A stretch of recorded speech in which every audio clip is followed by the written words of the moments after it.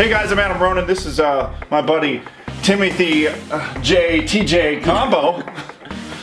We're going to do our first stuff review today, our first product, because Mortal Kombat X is coming out on Tuesday, April 14th, very soon. And we wanted to review the controller from PDP. We got this controller for the PlayStation 4. Tim got a good hands-on with it, and we're going to talk about it. So first of all, Tim, what are your initial impressions on the aesthetics of the controller? Like, what do you think? You got the box, were you were excited? So I take it out of the wonderful brown box that of course comes from UPS, and I see the cover art and it's glossy and I'm like, oh, she's pretty. Bitch, and I crack the top open and I was like, yeah, still pretty. Look at that. Still pretty. She's beautiful. So I spent a little time doing a little bit of unboxing. I'm very meticulous with it. In the box, it's got a very sexy appeal. In the box, it's very sharp. Okay.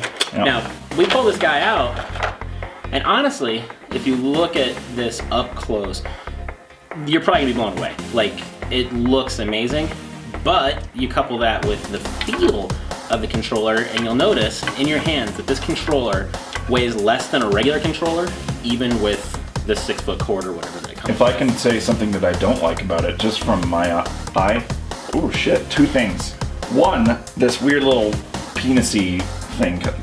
I get the feature of it, but it looks kind of goofy. And two, this is super light. Like, there's no girth to this at all, so it feels cheap. It feels cheap. And the best comparison that I can make with the feel, because I kind of went back and forth between this and then just like a regular PS4 controller, was the original Xbox. It reminded me of the original Xbox controller. The Big Daddy? Yeah, when you held the Big Daddy, right? And then you'd pick up the Micro, and you're like, oh my god, this feels so small. What's crazy? What she said. What's crazy though is I was holding this, and then I picked up the PS4 controller, and I was like, oh my god, this thing feels And the PS4 mighty. controller is already light as it is. Yeah, it's not a huge controller. Yeah. But yeah, just the weight kind of instantly threw me off a little bit, because there's not much there. And you kind of want something, you know, to push against, and I feel like if I'm having a bad match and I were to for a second, you can't rage quit on this controller. You throw this down, it's gonna break into pieces for sure. Yeah, and it's connected to your PS4, so don't do that. Right.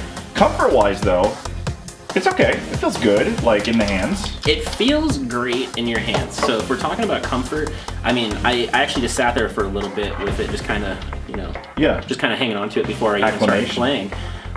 And initial impressions are the comfort is fantastic, and after a few rounds, I was still pretty impressed with the comfort. The downside is, and you can kind of feel it a little bit, the D-pad it's super tacky, almost to the point of like a brand new Sega Genesis controller for you older gamers back there. And after a few rounds, as experienced as these thumbs are, I was like, ow, okay, it feels like you had blisters you didn't know that I was couldn't happen anymore. I was like, I will say, and since you're a PS4 gamer, you might not know, but this is a very similar D-pad to the Xbox One D-pad. Right. It's very similar.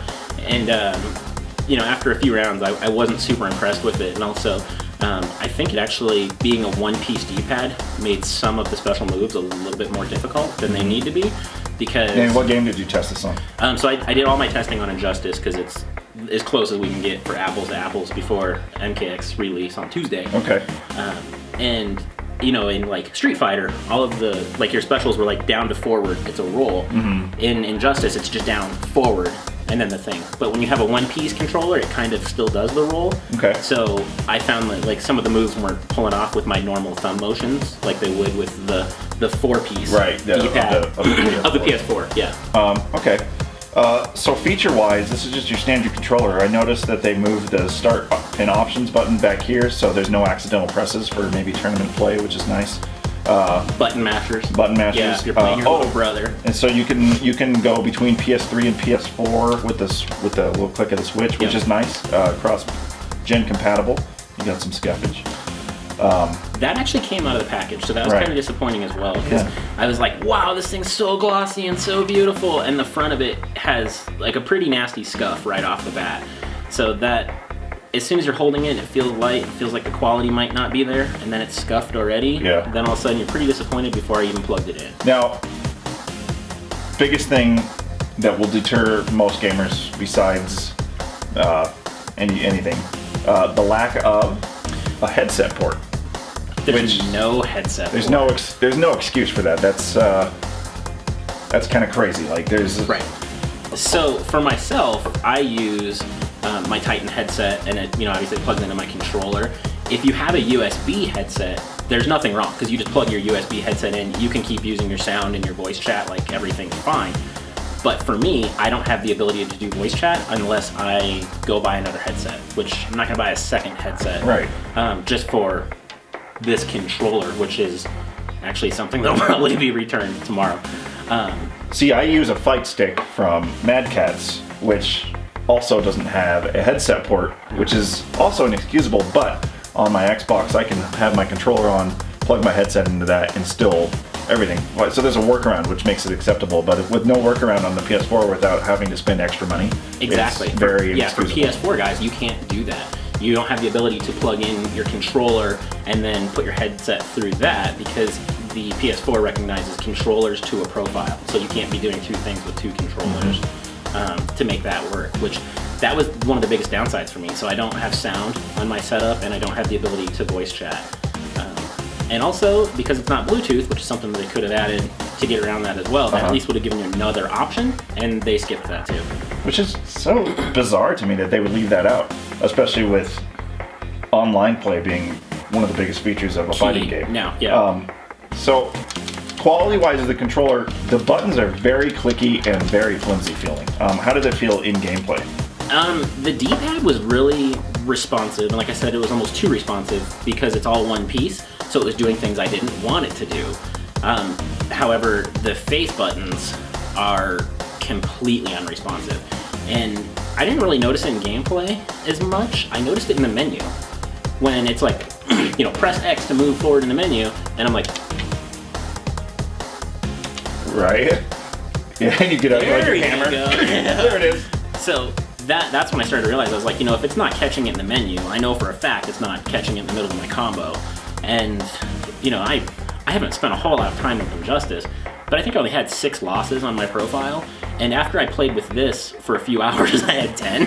So I was like, I almost doubled the amount of losses I had with a controller that's specifically designed for fighting games. Right. So no competitive edge there for that.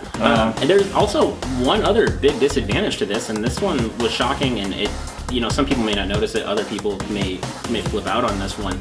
Mortal Kombat has not been a 6-button game. Mortal Kombat has always been a 5-button game. Right. Street Fighter is a 6-button game. Well, here's what's weird to me. Oh, I was like, okay, I've now got a 5-button system with a 6-button layout. That's not... You're telling me you didn't design this Mortal Kombat is what it feels like. What they should have done is they should have done the classic layout with the 4 face buttons, and in the middle they should have put an R2 button for block, is what I would have done. And maybe. They could have done that, like the old arcade system where you had the 2 buttons and then the one in the middle.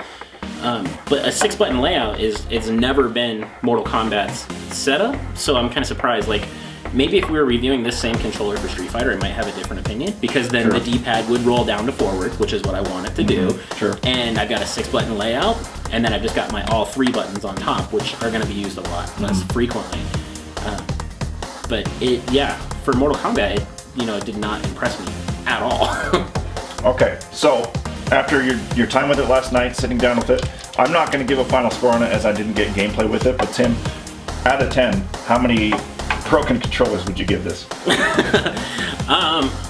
I will give it 1 returned controller, because after ordering it out of 10, it's just 1 star for me. So it's terrible. It is a not buy. It's not a buy. And this is what, $50? It was $50. US dollars? Yeah, from GameStop. So I mean, if you maybe got one on sale or something, that might sway your opinion. Because like the Mad Catz Street Fighter controllers, those went down to like $19 at one point. Okay. Maybe you'd want to check it out then, but for $50, $50. I'll tell you the reason I bought this was to combat the quality of the PS4 controller, because the PS4 controller is like this technological marvel in your hands, right? It's basically a cell phone that doesn't make calls. But the quality after a period of time starts to go down, and fighters are ridiculously tough on the quality of the controller. It's gonna beat it down. So I was like, I'll get this, and then I'm not gonna have to beat up my primary PS4 controller. And this I don't think would last even half as long as PS4 controller. So it's gonna have a short shelf life. it's not responsive. There's no competitive edge. It feels so cheap that if I throw this, it's probably going to crack open. I mean, this weighs nothing. All right. I think they're equal. Yeah, right. And this is plastic. So bottom line, we have 1 out of 10 score on this. This is a do not buy. Do not waste your $50, especially if you're a younger gamer and you have limited access to money. Save your money. Spend it on a game, or save it up even further to get a higher quality extra controller. So that's our review for this, and stay tuned for mass reviews.